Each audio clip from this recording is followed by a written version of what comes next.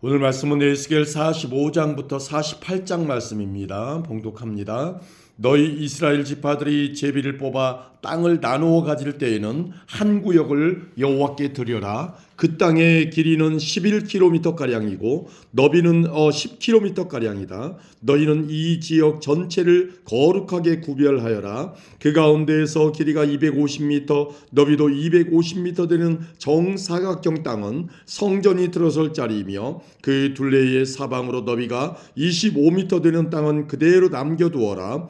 이 거룩한 구역 가운데서 길이가 11km, 너비가 5km 되는 땅을 따로 재어서 가장 거룩한 곳인 성소가 들어설 자리로 남겨두어라. 그 땅의 거룩한 구역은 성소에서 일을 하며 여호와를 섬기는 제사장들의 몫이다.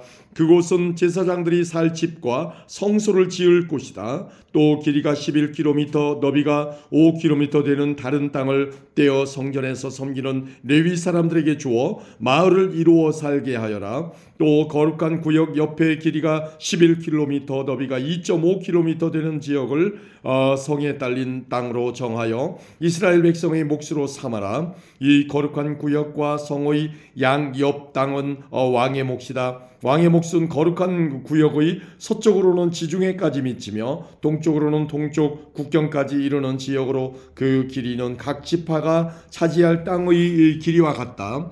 이 땅을 이스라엘 안에서 왕이 차지하게 되면 왕들은 내 백성을 괴롭혀서는 안 된다. 그리고 왕들은 이스라엘 백성들이 각 지파들에게 나누어진 대로 땅을 소유하게 하여라. 너희 이스라엘의 지도자들아, 너희가 너무나 지나쳤다. 다시는 백성을 괴롭히거나 해치지 말고 정의롭고 옳게 행동하여라. 내 백성의 재산을 빼앗지 마라. 나 주 여호와의 말이다. 너희는 정확한 저울과 공평한 에바와 공평한 바트를 사용하여라. 마른 것을 재는 에바와 액체를 재는 바트는 그 용량이 같아야 한다. 1호멜은 10에바이며 10바트이다. 호멜은 양쪽의 표준이 되어야 한다. 1세겔은 20게라이고 1만에는 60세겔이다. 너희가 바쳐야 할 예물은 다음과 같다. 밀은 1호멜 수확의 6분의 1 에바를 바치고 보리도 1호멜 수확의 6분의 1 에바를 바쳐라. 기름은 1고루 수확의 10분의 1바트를 바쳐라. 10바트는 1호멜이며 1고루이다. 또 이스라엘의 푸른 초장에서 자라는 양떼 200마리 가운데서 한 마리를 잡아라. 이런 것들은 백성들의 죄를 씻기 위해 드리는 곡식 제물과 태워 드리는 제물인 번제물과 화목 제물을 바칠 때에 사용하게 될 것이다. 나 주 여호와의 말이다. 이 땅의 모든 백성은 이 예물을 이스라엘 왕에게 주어라. 왕은 절기와 초하루 축제일과 안식일과 이스라엘의 모든 절기에 태워드리는 제물인 번제물과 곡식 제물과 부어드리는 제물인 전제물을 바쳐라. 왕은 또 이스라엘의 죄를 씻기 위해 드리는 속죄 제물과 곡식 제물과 화목 제물을 바쳐야 한다. 첫째 달 초하루에는 흠없는 수송아지 한 마리를 잡아서 성소를 깨끗하게 하는데 사용하여라. 제사장은 속죄 제물의 피를 가지고 성전 문설주와 제단 아래층의 네 모서리와 안뜰 문의 문설주에 발라라. 그달 7일에도 우연히 죄를 지었거나 모르고 죄를 지은 사람을 위해서 그렇게 하여라. 너는 이러한 방식으로 성전을 위하여 죄를 깨끗이 하여야 한다. 첫째 달 14일에 유월절을 지켜라. 이때에는 7일 동안 누룩 없는 빵을 먹어라. 그날에 왕은 자기와 이 땅 모든 백성을 위해 송아지 한 마리를 바쳐 죄를 씻는 속죄 제물로 삼아라. 절기 기간인 7일 동안 왕은 매일 흠없는 숫송아지 7마리와 순양 7마리를 여호와께 태워드리는 제물인 번제물로 바쳐라. 그리고 매일 순염소 한 마리를 죄를 씻는 제물인 속죄 제물로 바쳐라. 또 왕은 숫송아지 한 마리에 곡식 제물 1에바, 순양 한 마리에도 곡식 제물 1에바를 바쳐라. 그리고 곡식 제물 1에바마다 올리브 기름 1흰씩을 바쳐라. 일곱째 달 15일부터는 장막절을 지켜라. 이 절기에도 왕은 똑같이 7일 동안 속죄 제물과 번제물과 곡식 제물과 올리브 기름을 바쳐야 한다. 아멘. 46장입니다. 나 주 여호와가 이렇게 말한다. 동쪽을 향하고 있는 안쪽 정원의 문은 일하는 6일 동안은 닫아두었다가 안식일과 조화로 축제일에는 열어라. 왕은 바깥 통로를 지나 현관으로 들어와서 문기둥 곁에 서 있고 제사장은 왕을 대신하여 태워드리는 제물인 번제물과 화목제물을 바쳐라. 왕은 그동안 문 입구에서 경배한 후에 밖으로 나갈 것이며 문은 저녁까지 닫지 마라. 이 땅 백성도 안식일과 초하루 축제일에 문 입구에 서서 여호와 앞에 경배하여라. 안식일에 왕이 여호와께 바쳐야 할 번제물은 흠없는 어린 양 6마리와 흠없는 순양 1마리이다. 순양 1마리와 함께 드리는 곡식제물의 양은 1에바이다. 하지만 어린 양들과 함께 드리는 곡식제물은 그가 원하는 만큼 바칠 수 있다. 그리고 이 경우 곡식 1에바를 바칠 때마다 올리브 기름 1흰도 함께 바쳐라. 조화로 축제일에는 모두 흠없는 수송아지 1마리와 흠없는 어린 양 6마리와 흠없는 순양 1마리를 바쳐라. 수송아지 1마리와 함께 드리는 곡식제물의 양은 1에바이다. 순양 1마리의 경우도 마찬가지이다. 하지만 어린 양을 드릴 경우 곡식제물의 양은 그가 원하는 만큼 바칠 수 있다. 그리고 이 경우 곡식 1에바를 바칠 때마다 올리브 기름 1흰도 함께 바쳐라. 왕은 성전에 들어올 때 현관으로 들어오고 나갈 때도 그곳으로 나가거라. 이 땅 백성이 절기를 맞아 여호와 앞에 나올 때에 북쪽 문으로 들어온 사람은 남쪽 문으로 나가고 남쪽 문으로 들어온 사람은 북쪽 문으로 나가거라. 누구든지 같은 문으로 들어와서 같은 문으로 나가면 안 되고 반드시 들어온 문과 반대되는 쪽으로 나가야 한다. 왕은 백성들과 함께 들어왔다가 그들과 함께 나가거라. 절기들과 특별한 날들에는 밀가루 1에바를 곡식제물로 바치되 수송아지 1마리와 함께 바쳐라. 그리고 순양 1마리에도 밀가루 1에바를 곁들여 바쳐라.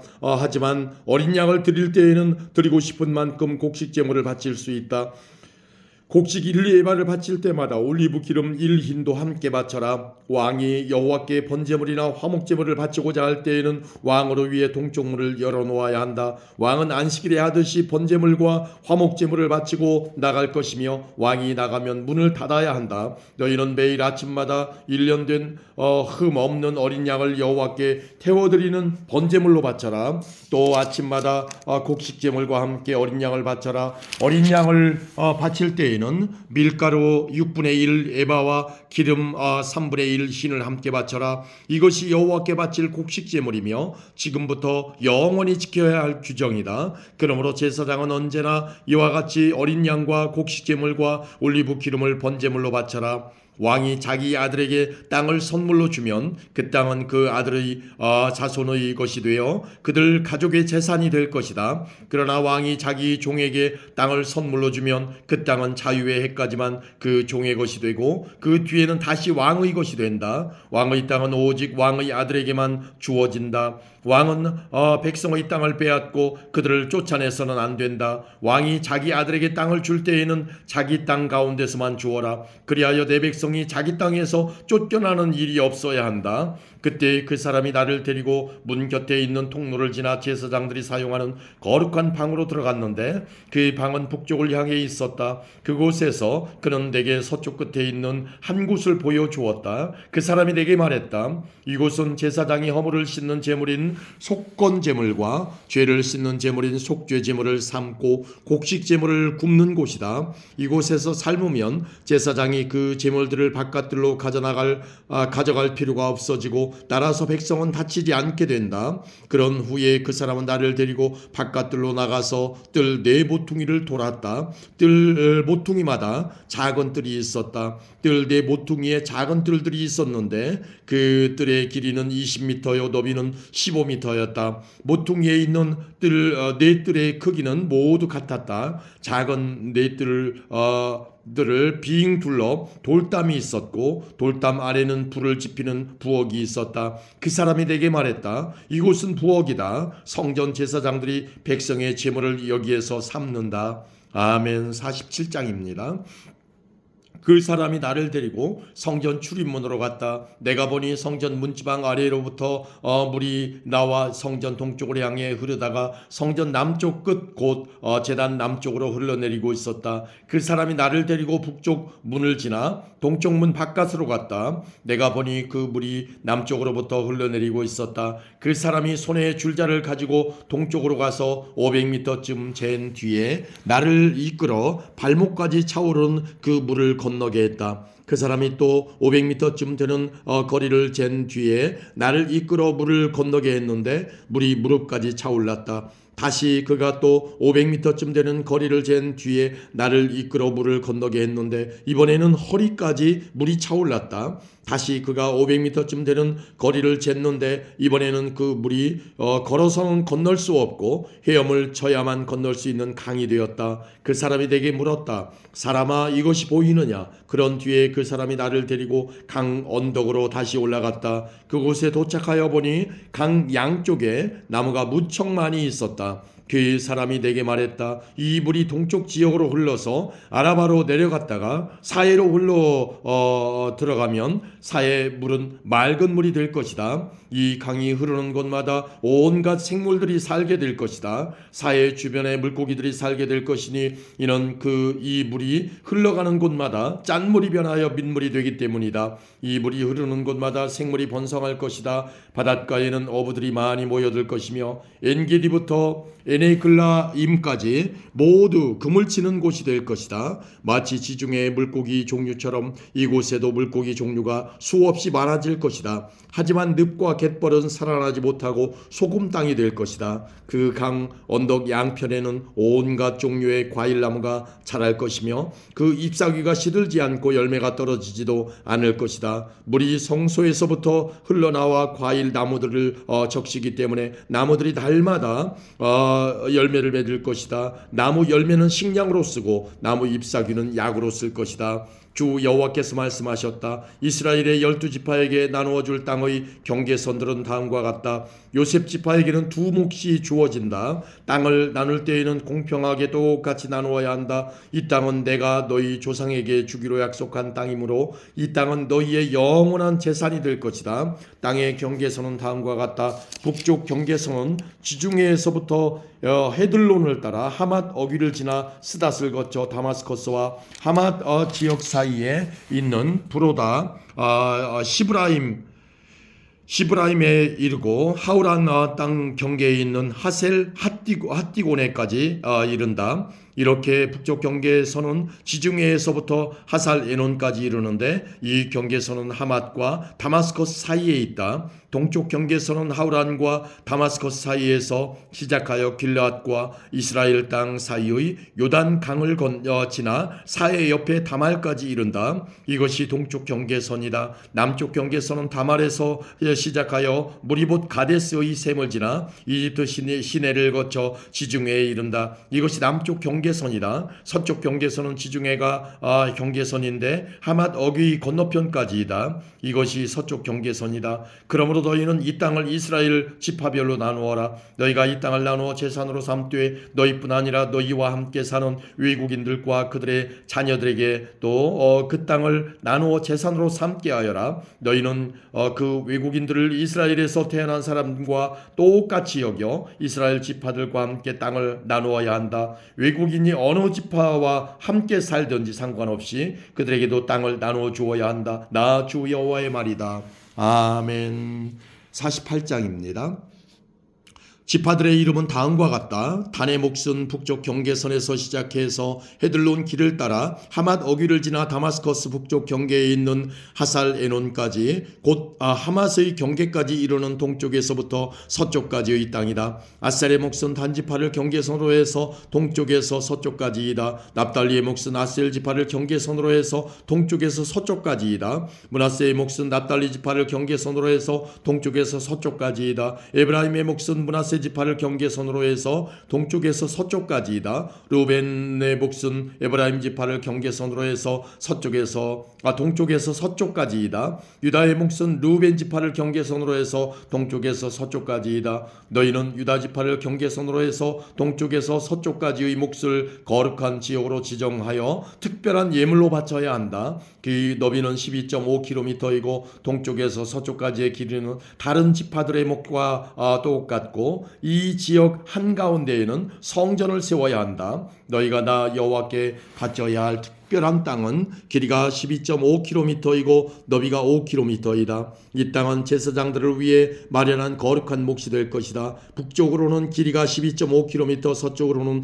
너비가 5km, 동쪽으로도 너비가 5km, 남쪽으로는 길이가 12.5km이다. 그리고 그 한가운데 여호와의 성전이 있어야 할 것이다. 이 땅은 거룩하게 구별된 제사장들인 사독의 자손들을 위한 몫이다. 이스라엘 백성이 나를 저버렸을 때에 그들과 함께 나를 저버린 레위 사람들과는 달리 사독 자손들은 나를 저버리지 않았기 때문이다. 그러므로 이 땅 가운데에서 특별히 구별된 몫은 그들에게 특별한 선물로 가장 거룩한 몫이 될 것이며 레위 지파의 땅과 경계선을 맞댈 것이다. 제사장들의 땅 경계선을 따라서 레위 사람들에게도 땅을 주어야 할 것이다. 그 길이는 12.5km이고 너비는 5km이다. 전체의 길이는 12.5km이고 전체의 너비는 5km이다. 레위 사람은 이 땅을 팔아서도 안 되고 바꿔서도 안 된다. 이 땅은 가장 좋은 땅이기 때문에 다른 사람들에게 넘겨서도 안 된다. 이 땅은 여호와께 거룩하게 구별된 땅이기 때문이다. 나머지 땅 곧 너비가 2.5km가량이요 길이가 12.5km인 땅은